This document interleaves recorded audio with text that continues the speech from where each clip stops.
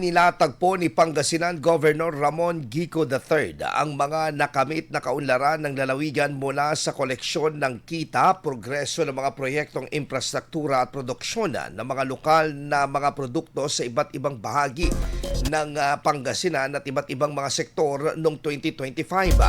Sa unang State of the Province Address sa kanyang ikalawang termino kahapon, Abril 8, bilang panimula, sumentro ang talumpati ng gobernador sa tema na iniulat mula sa pananaw ng ibang tao na strong political will and vision driving Pangasinan's progress.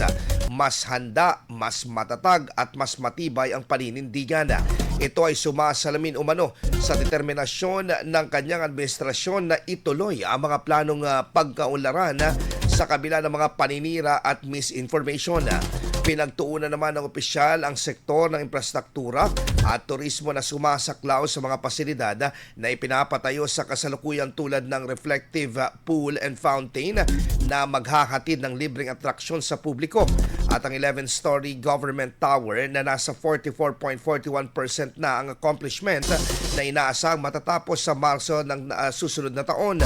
Inilahad din ang pagdoble ng revenue collection noong 2025 mula sa sand, gravel at quarry products na umabot sa abot na 235.6 million pesos at 546.14 million pesos mula sa 14 government-run hospitals na naging dahilan upang mabigyan ng tig 20,000 pesos na service recognition incentive ang mga permanente at non-permanent na mga empleyado sa buong lalawigan.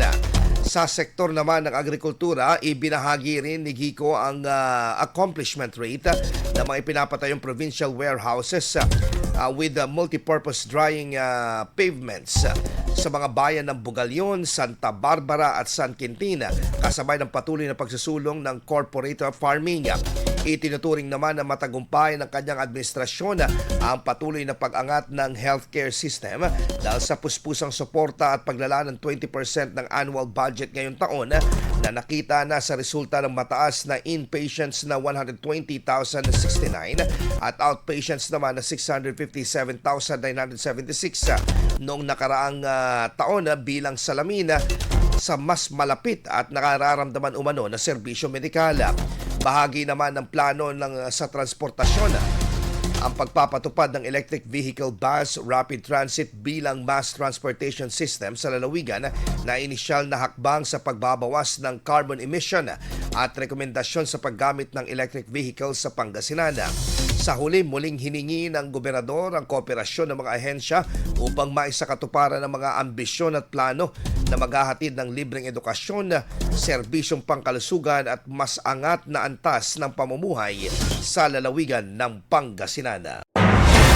IFM News. IFM News. IFM News.